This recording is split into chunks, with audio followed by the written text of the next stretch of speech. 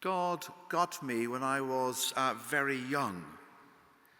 I can remember being aware of God as a child in my single digits.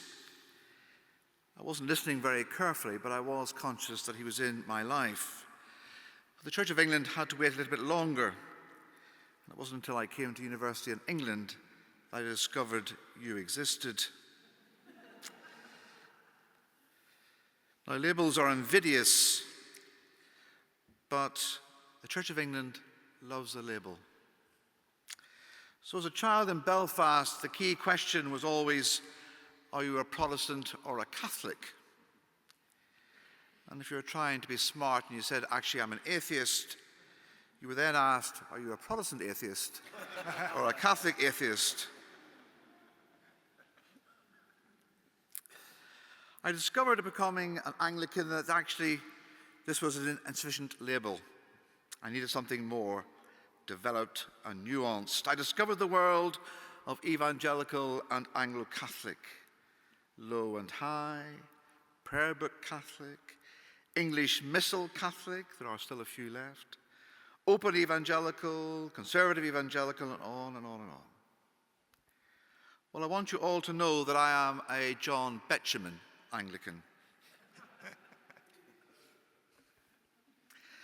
I was converted to the true faith by three things.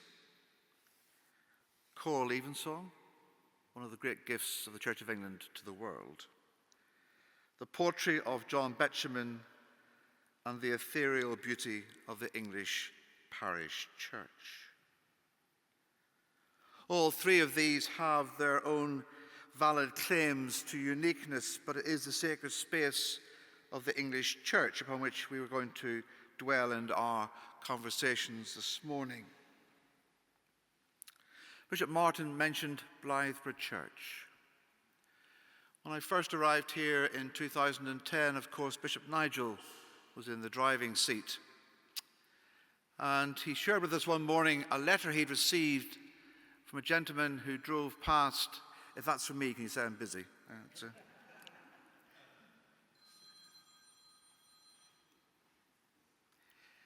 Who drove past Blythburgh Church every night on his way home from work. And he wrote to Nigel to say that actually he'd never gone inside a church his entire life, and he didn't believe in God, but that actually every night as he drove past the floodlit church of Blythburgh, he was reminded that he was a spiritual being. And I find that an incredibly moving letter, that actually this gentleman was, in a way, being converted by the presence of that building in the midst of the dark Suffolk countryside. And I suppose the question we're addressing this morning in some part is, how do we keep those lights burning? How do we keep those lights alight? Bishop Martin has alluded to some of our nibbles we've had at this subject already. As Bishop Martin has mentioned, the Taylor Review was both promising and then disappointing all at the same time. Entitled The Sustainability of English Churches and Cathedrals, it didn't really help us move forward in either of those conversations. But it did, I suppose, help us to focus on the problem at least.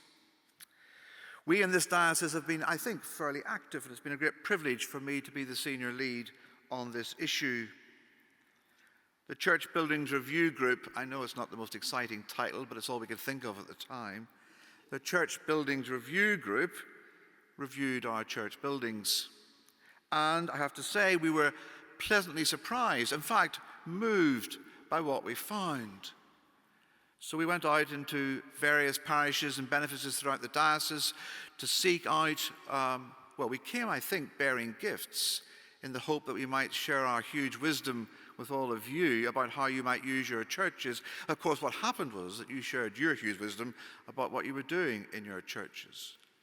And we were struck by the variety, the creativity, and the open generosity of so many of our parishes as you sought to use your buildings for the greater good of the community in which they were placed.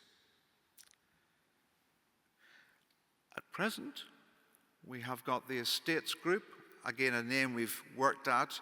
The The Estates Group, led by Bishop Martin, very ably, I have to say, looking at both church buildings and also all of our plant, so our rectories, our glebe-land, all the stuff that we own, trying to think of a way in which we can make this a more creative resource for the county and for the church. And I think we are hopeful that when the end of that work comes about, we will have actually moved the debate on some, but that's for another day. And so to today. In a few moments, you're going to see a video, and we're going to talk about the diocesan environment policy and about how it impacts upon our church buildings. For some of you, I suspect this might be the moment to nod off, but don't you dare. What we discuss in this building really matters for the other buildings all around the diocese. If you'll forgive me for a heresy, I'm going to give you a quote from John Betjeman, but in this case he unfortunately is talking about Norfolk, but never mind. What would you be, you great East Anglian sky, without church towers to recognize you by? Whether we choose to acknowledge it or not, the church is always there when needed. And it is, it seems to me, more than simply a place of worship. Our conversations this morning are about how we might help to preserve that view for our children and for our grandchildren and for our great-grandchildren. Amen.